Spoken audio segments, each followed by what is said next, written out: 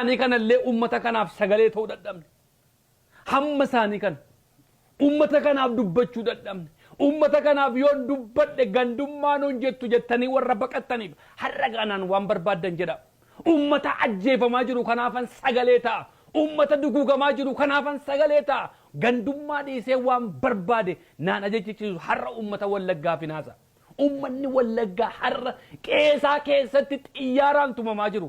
Ummanni Wallaggaa har'a finxaaleeyyii Amaaraatiin ajjeefamaa jiru. Har'a qeerraa buqqaa jiru. Sababii keenyaan maaliif facaanee jirra gar? Hayyuu walitti nu qabu hin qabnu. Beekaa walitti nu qabu hin qabnu. Beekaa jireenya isaa bareechifatu malee. Beekaa bultii isaa sirnaan qabatu malee. Beekaa ijoollee isaa barsiifatu malee. Beekaa ummata kana walitti qabu hin qabnu. Wallaggi doktora, profeesera, hayyoota baay'ee qaba. Filaadelfiyaadhuma kana keessa hayyoonni, profeesoroonni, doktoroonni jiran Wallaggaa Itoophiyaaf miti hayyoota Afrikaa ga'an turan. Garuu warra of jaallate taane. Yeroo biyyaa baanu maal akka keessa ka'anii wallaale. Oromoota naannoo adda addaa biraa wajjin baay'ee jiraadheen beeka. Argeen beeka. Waliin haasa'een beeka. Nan qaanfadha tokko tokko gaafa walgahii faa dhaqu. Bakka gaddaafaa gaafa naqu nan qaanfadha. Maaliif Wallaggi qofaadhumatti galee jira? Jiru warri saba kana jaallatu namoota xiqqoo qubaan lakkaa'amanidha. Lafa walgahii kan dhufan, lafa hiriiraa kan naqan, lafa gadda namaa kan naqan inni kaan qofaatti galee jira. Cherchii Itoophiyaas dhannee beenna waa'ee saba isaanii haasa'u. Ani cherchii warra Ruwaandaas dhaqeen beeka waa'ee saba isaanii haasa'u. Cherchii warra Keeniyaa dhaqeen beeka waa'ee ummata isaanii haasa'u. Kan Eertiraas dhaqeen beeka waa'ee isaanii haasa'u. Kan keenya garuu saba isaarraa obbaasee jira. Maali? Maal abaarsa maaliin nu qaqqabe obboloota ko? Maaloo mee dhaabbadhaadhuma mee of ilaalaa? Hin jirrum Oromoo keessa. Walii wajjinis hin jirrum. Har'ammoo waggaa 3 guutuu xiyyaaraan, lafoon, ololaan maaliin ummata keessattuu xiqqaataa jira misin hin jirtaniin? Hin jirtaniin. Maali kun hundumaan? Yesuus Kiristoos biyya lafaarra gaafa dhufu eessa dhaqe jalqaba? Saba isaa bira dhaqeen. Isin saba keessanii ga'uu dadhabdaniin. Maaltu saba keessanitti garaa isin jabeesse? Maali? Maali kun hundumaan? Abaarsi kun hundumaan? Ijaaramtanii saba keessaniif hin taane, waliif hin taane, Oromoo biraaf hin taane, akkas qofaatti of baanne faffacaa'ee taa'uun kun maali? Maali kun salphina? Nama qaanessan, nan qaaneem, na qaanessan. Saba keessan jirru, Oromoo keessan jirru qofaa of baafnee qofaatti faffacaanee jirra. Waan ijaarametu sabaaf ta'a. Nama nurraa ajjeefamaa jira, qe'ee keenya gubachaa jira. Ummata rakkoo keessa jiru kanaaf habirmannu, sagalee hataanuuf, iyyinuuf. Har'a biyya ambaa keessa jiraanne, jireenya gaarii jiraanne, ummata keenya irraanfanne, ummata keessaa dhalanne, ummata keessaa dhufne. Politikaa barbaadan deeggaruu dandeessu, politikaa barbaadan wajjin deebuu dandeessu, garuu ummata keessantu ajjeefamaa jira. Garuu qe'ee keessantu gubachaa jira. Garuu ummata keessantu salphachaa jira. Garuu mucaa waggaa 17 gabaa keessatti sinirraa baafamee ajjeefama. Abbaa manaa fuulduratti haadhi manaa gudeedamti. Mucaa ajjeesanii haadharra ka'aa jiru. Qe'een keessantu burjaaja'aa jira. Dammaqaa isiniin jechuudhaaf. Dammaqaa. Yoo isin ijaaramtan Oromummaa cima malee Oromummaan hin badu.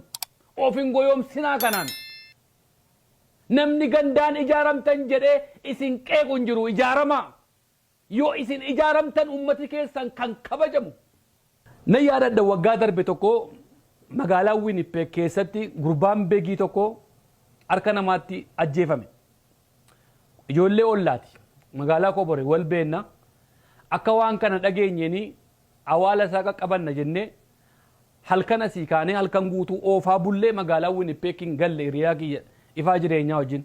Ganama lafa awwaalaa dhannee gatii awwaalaa kaffalamu sana maskiidii kaffalee gurbaa kana awwaalaaf fuunee gaafa dhannu lafa awwaala isaatii kana Oromoota baay'eetu achitti argame. Ummata achitti argame kanaafi akka aadaa Islaamaatti natti fakkaata. Erga namni awwaalame booddee zakaa jedhameetu namoota achitti argamee fi nyaatiin kennamaa fi du'aayii godhaaf jedhu. Bakka awwaalaa sanatti namoota 75f nyaata bitanii hojjetanii warri fidan Afooshaa Harargeeti. Ijaaramuun hamma kana ofiirra darbee Oromoota biraatiif qoricha ta'a. Gurbaan kun kan du'e kun kan ajjeefame mucaa Wallaggaati.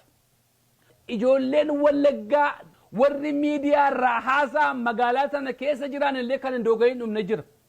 Afooshaan Harargee garuu ijaaramuu isaarraa ofii isaarraa darbee Oromoo biraa gargaara. Mucaan du'e kuni ilma Oromooti. Nu biratti ajjeefame jedhanii responsibility kana fudhatanii bakka awwaalaallee qopheessisanii nyaata hojjetanii fidanii nama achitti argamuuf kennan.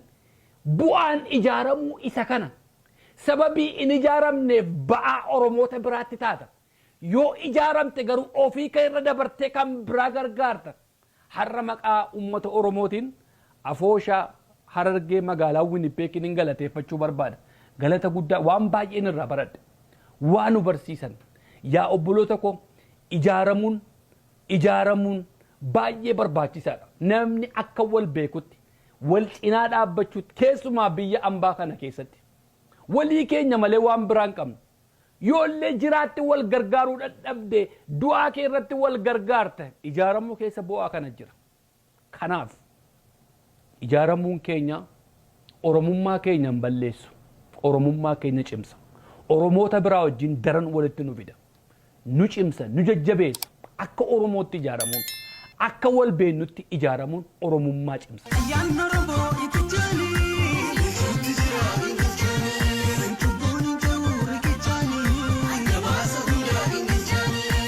Daawwattootaaf dhaggeeffattoota keenyaa gingilchaa guyyaa irraa isiniif qabadhee dhufe kana akkuma beekamu ispoonsara gochuun kan nu cinaa dhaabbatan Goobanaa and Associates. Gorsa seeraa barbaaddu dhimma seeraa qabdu muuxannoo gabbataa waggoota 19 oliif horanneen hoggaas tajaajillu gammachuun keenya guddaadha.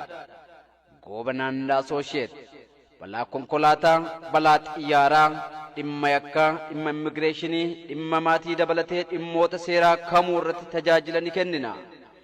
Waajjirri keenya inni muummeen St. Paul Minnesotaadha.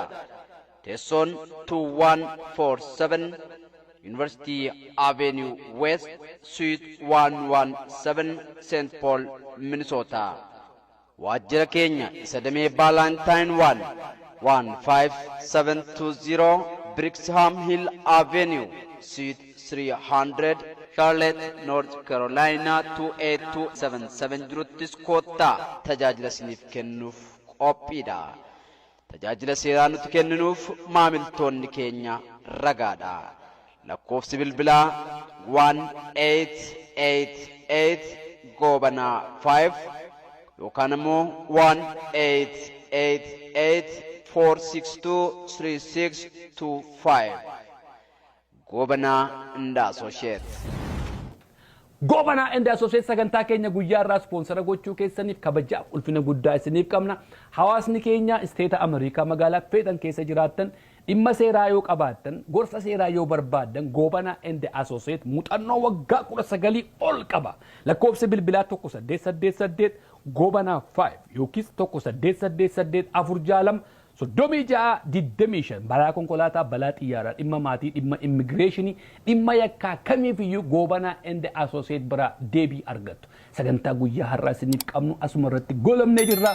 YouTube channel keenya subscribe gochuun dagatina torban ergaa biraan amma walitti deebinutti nagaan nuuf jiraadha.